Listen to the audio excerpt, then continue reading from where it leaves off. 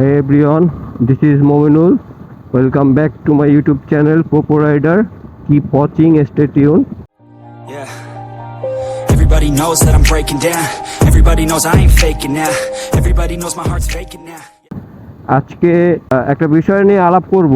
বিষয়টা হচ্ছে কি রয়্যাল এনফিল্ড মার্কেটে আসার পরে সে মার্কেটে এসে সে এরকম একটা মানে এনভায়রনমেন্ট তৈরি করছে যে খুবই মানে বাজে একটা এনভায়রনমেন্ট তৈরি করছে। তার যেই প্রাইস রেট করছে সেই প্রাইস রেটটা অবশ্য ঠিক আছে, প্রাইসটা সর্বসাধারণের জন্য ঠিক আছে প্রাইসটা, বাট তার এই যে মানে এই যে আমার খালি এই স্কুলে আমি পড়াশোনা করছি, তার যে প্রাইস রেট সেটা ঠিক আছে প্রাইসটা, কিন্তু তার যে ডেলিভারি সেটা সে যখন দিবে কিংবা যখন সে নিবে তার প্রি বুকিং দেওয়া লাগবে, গিয়ে ফেব্রুয়ারিতে গিয়ে তারপরে তার ডেলিভারি পেতে হবে।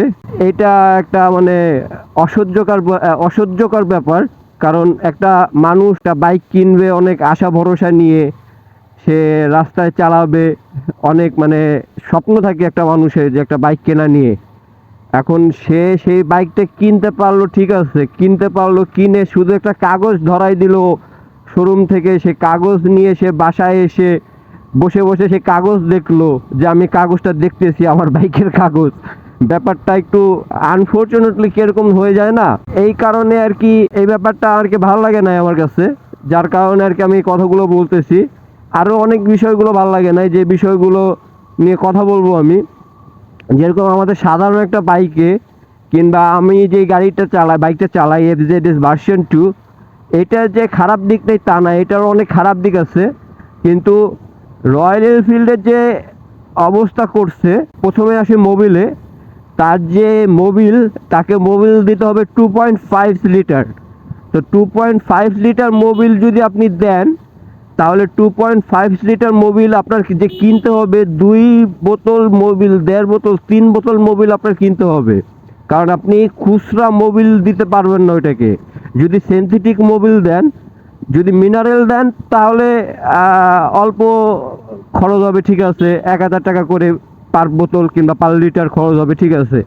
বাট যদি সিনথেটিক দেন তাহলে সিনথেটিক দিলে আপনার প্রত্যেকটা বোতলের দাম 1500 থেকে 2000 টাকা হবে। তো 1500 থেকে 2000 টাকা করে বোতল একটা মোবিল মানে একটা বাইকের জন্য মোবিল দিয়ে মোট আপনার 4500 টাকা কিংবা 5000 টাকা খরচ হবে মোবিলের পিছনেই। এটা মানে এই যে মেনটেনেন্স কস্টটা, এটা খুবই গাড়ির জন্য খুবই মানে এই যে কস্টটা খুবই বেদনাদায়ক। এটা আমি বেদনাদায়কই বলবো, কারণ এই যে অবস্থাটা, এই অবস্থাটা কয়জন পারবে মোবিল চেঞ্জ করার সময়? সে পুরো মোবিল ড্রেন দিয়ে তারপরে না মোবিল দিতে হবে, ঠিক আছে, কিন্তু কয়জন পারবে সে 5000 টাকা শুধু মোবিলের পিছনেই তার প্রত্যেক মাসে কিংবা 2 মাস পর পর কিংবা 3 মাস পর পর কিংবা 2000 কিলো পর পর 5000 টাকা করে সে মোবিলের পিছনে খরচ করবে? কয়জন আছে এরকম বাংলাদেশে, কিংবা কয়জন বাইকার্স আছে? আপনারা একটু কেনার আগে ভেবে দেখবেন এই বিষয়গুলো। তারপরে যদি মোবিলের দাম এরকম হয়ে থাকে, আর যে গাড়িগুলো আসছে সেই গাড়িগুলো বাংলাদেশে ম্যানুফ্যাকচার হয়েছে, অনেক কিছু গাড়িতে মিসিং আছে, অনেক কিছু। সেরকমভাবে মানে গাড়ি সাজানোর জন্য, বাইকটাকে সাজানোর জন্য যে জিনিসগুলো দরকার, মানে যেরকম ইন্ডিয়ায় যেরকম আমরা পাওয়া যায় কিংবা ইন্টারনেটে যেরকম আমরা দেখতে পাই, ওরকম অনেক কিছুই গাড়িতে নাই। সো ওই অনেক কিছু না থাকাতে গাড়িতে যে ব্যাপারটা হবে, ওইগুলো আপনার আফটার মার্কেট কিনে লাগাতে হবে। তো আপনি যদি ওইগুলো আফটার মার্কেট কিনে লাগাতে যান কিংবা কিনে লাগাতে চান, তাহলে সেগুলোর যে কস্ট, আপনি মোবিলের প্রাইস বুঝতে পারতেছেন যে সেগুলোর কি কস্ট হবে। তারপরে যদি আবার আপনি সেগুলো না লাগান, যেভাবে গাড়ি আছে, যেভাবে আপনি পাইছেন শোরুম থেকে, সেভাবেই যদি গাড়ি চালান কিংবা চালাতে চান, তাহলে আপনার প্রত্যেক মাসে ব্রেক প্যাড যেগুলো আছে, ব্রেক প্যাড চেঞ্জ করতে হবে, তারপরে ক্লাস কেবল চেঞ্জ করতে হবে, পিক আপ কেবল চেঞ্জ করতে হবে। প্রায়শই এরকম মাঝে মাঝে আপনার যে সার্ভিসিংগুলো সেই সার্ভিসিংগুলো করতে হবে, কিংবা যে মেনটেনেন্সগুলো সেই মেনটেনেন্সগুলো নিতে হবে। না হলে আপনি আপনার বাইক থেকে সেরকম ভালো ফিডব্যাক আপনি পাবেন না, কিংবা সেরকম ফিডব্যাক আপনি আশা করতে পারেন না। তো এরকম যদি আপনি করতে চান, তাহলে আপনার ওই গাড়ির পিছনেই, বাইকটার পিছনেই হিউজ টাকা নেমে যাবে, হিউজ টাকা নেমে যাবে। তো যে টাকাটা নামবে, সে টাকাটা নামার জন্য আপনি যদি চান যে আমি ওই টাকা দিয়ে আর নতুন একটা গাড়ি কিনবো, তাহলে সেটাও সম্ভব। আপনি ওই টাকা দিয়ে নতুন একটা গাড়ি কিনতে পারবেন। আপনি যদি এরকম মনে করেন যে না, আমি শখের বিষয়ে, শখের বসে একটা গাড়ি কিনবো, রেখে দিব, কিংবা মাঝে মাঝে চালাবো, তাহলে ঠিক আছে। আবার আমি যতটুকু জানি, আমাদের টেকেরহাটে হচ্ছে গিয়ে 2টা 3টা 4টা রয়্যাল এনফিল্ড আছে, যেগুলো আর কি মানে টানা গাড়ি বলে কিংবা বর্ডার ক্রস গাড়ি বলে। সো আপনি যদি চান যে ওরকমভাবে এনে, বর্ডার ক্রস গাড়ি তো আর সব জায়গায় নিয়ে চালানো যায় না, সব জায়গায় নিয়ে যাওয়াও যায় না। তো আপনি যদি চান যে ওরকমভাবে গাড়ি কিনে এনে রেখে দিয়ে তারপরে চালাবো, কিংবা বাড়ি এলাকা দিয়ে চালাবো, কিংবা যে এলাকায় আছি সে এলাকায় আমি খুব প্রভাবশালী, আমাকে কেউ ধরবে না, কেউ কিছু বলবে না, এনতেন আবি যাবি, যদি এরকম হয়ে থাকে, তাহলে আপনি ওই গাড়ি কিনতে পারেন, ডাজেন্ট ম্যাটার। আর একটা বিষয়, যারা এই গাড়িগুলো মেনটেনেন্স করছে আমাদের এখানে, ওদের মানে রয়্যাল এনফিল্ড তো এই যে মাত্র কিছুদিন হলো যে লঞ্চ হয়েছে, তো সেগুলোর পার্টস পাতিও সেরকমভাবে লঞ্চ কিছুদিন হলোই হয়েছে। তো ওই পার্টস পাতি যদিগুলো আপনারা, ওরা যেরকমভাবে যেই পার্টসগুলো কিংবা চেঞ্জ করছে, পার্টসগুলো কিংবা যেই গাড়ির যে যন্ত্রাংশগুলো চেঞ্জ করছে, সেই যন্ত্রাংশগুলো চেঞ্জ করছে ওরা অন্য অন্য বাইকের যে যন্ত্রাংশগুলো, সেগুলো লাগাইয়া তারপরে চালাইছে। তো সেগুলো লাগায় যদি আপনারা চালাইতে পারেন, যেরকম বাজাজ আছে যন্ত্রাংশ, অধিকাংশ যন্ত্রাংশ ওইটা লাগানো যায়, লাগে। তারপরে যেরকম ক্লাচ কেবল, তারপরে হচ্ছে পিক আপ কেবল, ব্রেক প্যাড, এগুলো আছে যেগুলো লাগে। যদি ইঞ্জিনের ভিতরের কথা বলেন, তাহলে মাস্ট বি আপনার 300 সিসি সেগমেন্টের যে গাড়িগুলো আছে, সেই গাড়িগুলোর যে পার্টসগুলো আছে, সেই পার্টসগুলো লাগাতে হবে। তো 300 সিসির যে সেগমেন্ট, সেই সেগমেন্টের পার্টস ওরা কোথা থেকে অ্যারেঞ্জ করছে কিংবা কোথা থেকে ম্যানেজ করছে আমি জানি না।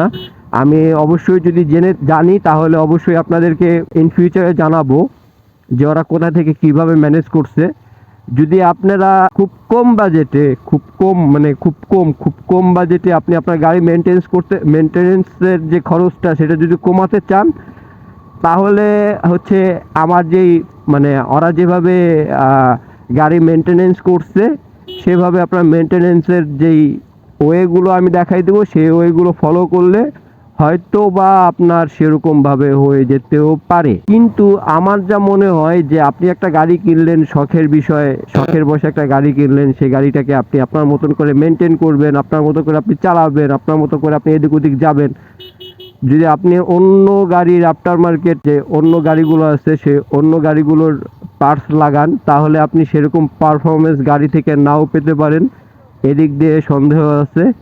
আর যদি পেয়েও যান, তাহলে সে পার্টসগুলো আপনার গাড়ির যে অন্য যন্ত্রাংশ আছে তাদের সাথে মিলে একসাথে কাজ করবে কি না। মিলে একসাথে কাজ করার কথা হচ্ছে, যদি আপনি মানে একের সাথে 2 লাগান, 2-এর সাথে 3 লাগান, তাহলে 4 কি সেটা মেনে নেবে কি না, এটা হচ্ছে গিয়ে বিষয়, যে 4 আপনার এই বিষয়টা মেনে নেবে কি না। যদি 4 ওই বিষয়টা মেনে নেয়, তাহলে 4 ঠিক থাকবে।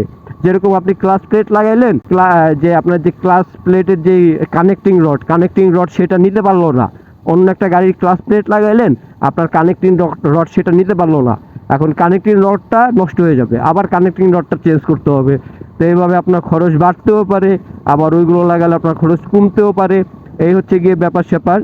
তো যদি এভাবে মেনে নিতে পারেন, তাহলে ওইগুলো লাগাবেন, আর যদি না পারেন, তাহলে ওইগুলো লাগানোর কোনো প্রশ্নই আসে না। আর রয়্যাল এনফিল্ডের যে অবস্থা, যে আপনি প্রি বুকিং দিয়ে রাখতে হবে, প্রি বুকিং দিয়ে রাখার পর আপনাকে গাড়িটাকে দিবে, তাও ফেব্রুয়ারি মাসে গিয়ে গাড়ি আপনি হাতে পাবেন। গাড়ি হাতে পাওয়ার পরে আপনি ওটা চালাতে পারবেন, কিংবা ওটা নিয়ে কোনো জায়গায় যেতে পারবেন। তারপরে আবার কাগজের একটা ইস্যু আছে, 350 সিগমেন্টের গাড়ির কাগজের যে ইস্যুটা, সেই ইস্যুটা কত দূর কী হয় আমি জানি না, বলতেও পারি না। যেহেতু একটু হায়ার সিসি, ওইটা কাগজ করতে হয়তো বা একটু বেগ পোহাতে হতে পারে, আবার নাও পোহাতে হতে পারে। যাই হোক, এই হচ্ছে গিয়ে ব্যাপার স্যাপার। অনেক কথাই বলছি, জানি না কতটুকু ইনফরমেটিভ হয়েছে ভিডিওটা। যদি ভিডিওটাতে কিছু আপনাদের কোনো একটু বিষয় যদি আপনাদের ভালো লেগে থাকে, তাহলে অবশ্যই একটা লাইক দিয়ে যাবেন। যদি চ্যানেলে নতুন হন, তাহলে অবশ্যই সাবস্ক্রাইব করে পোপোর সাথে থাকবেন আড্ডা দেওয়ার জন্য। আজকের ভিডিও থেকে এখানেই বিদায় নিচ্ছি। আল্লাহ হাফেজ, আসসালামু আলাইকুম।